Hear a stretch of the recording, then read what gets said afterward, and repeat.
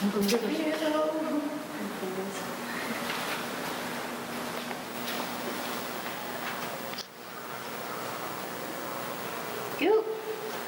Oh wow. Have you worked with printmaking before, and how is this different from what you've been doing?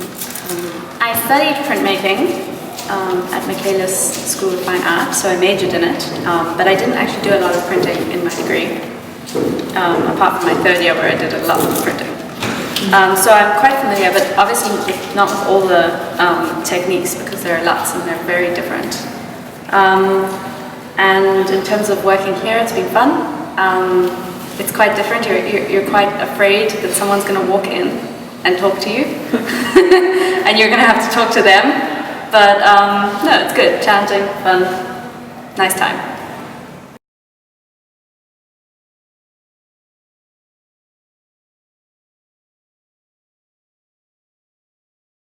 I have over the years done printmaking. I enjoy it very much. I'm more familiar with etching, and this monoprint is the first time I'm doing this, and it's actually quite painterly. So I'm enjoying it thoroughly. It's quite an eye opener. I will definitely be using it again. I always find the studio a very lonely space. Okay. And I love my studio, I enjoy it very much, but I'm quite a regular Facebooker. I leave it running in my studio 24 hours. So since that came along, it's not such a lonely place anymore. And I think that makes the transition to working in public like this also much easier. Yeah, it's fun. I've had certain previous experiences which were much more busy and sort of, where people actually come into your space and look intently at what you're doing. So that's a bit sort of nerve-wracking, but it's cool. This is my first experience of printing, and I usually make paintings, so it's quite a different process that you don't see what is the outcome, and we were just saying that you need to be kind of patient and the process of waiting to see the final is quite different. It's, I think because I know people, it's kind of make it easier, but it's kind of intimidating, and also it's great that you see other artists and chat, and it's great.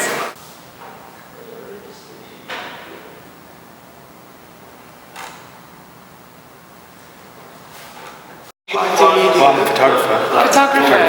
So there is some printing involved, but it's all digital. I'm just like trying to be focused and just shut off everything else around me and just focus on that. Great. And it's quite different to when I take photographs. You have to be aware of the space as well. Yeah. So you have to come in front of you. I think it's, although you're still drawing and focusing, you're still kind of aware.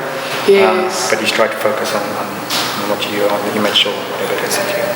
That's interesting because it's not as a huge 3D wall that you take in with photography.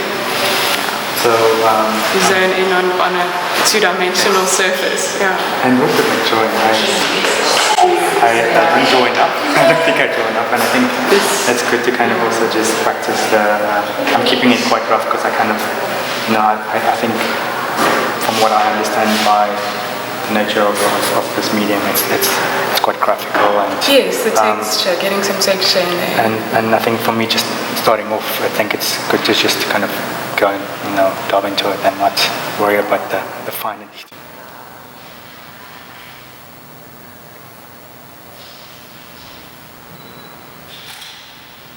Yeah, I mean, I did a little bit during undergrad at Michaelis. You had to do some print electives. Yeah.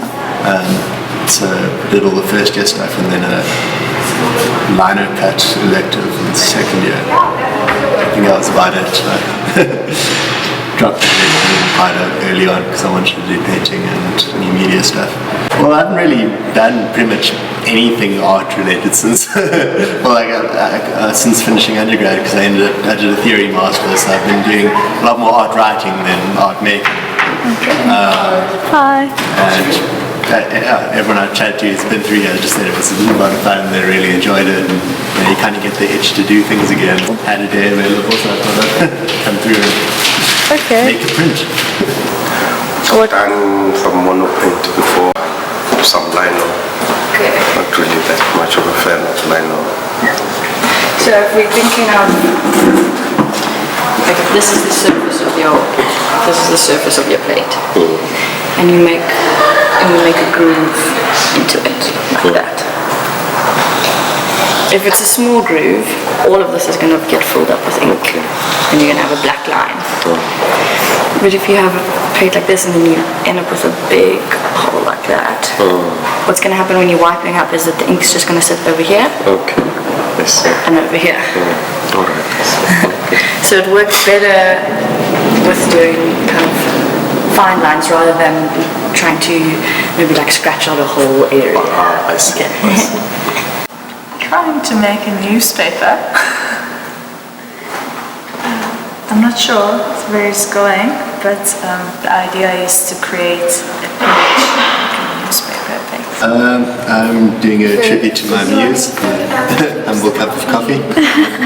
And so we did an etching of it, and then we're adding some coffee stains to the cup afterwards. It looks horrible, but that's okay.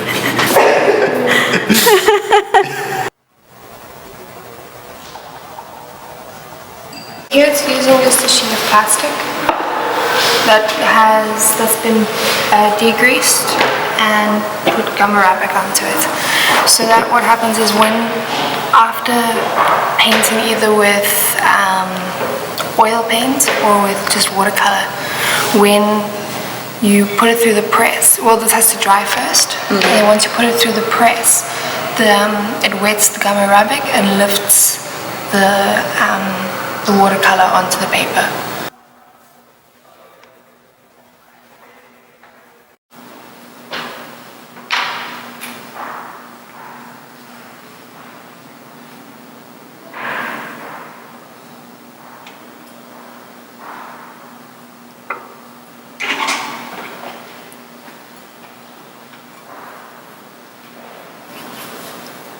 Suspense, so cool.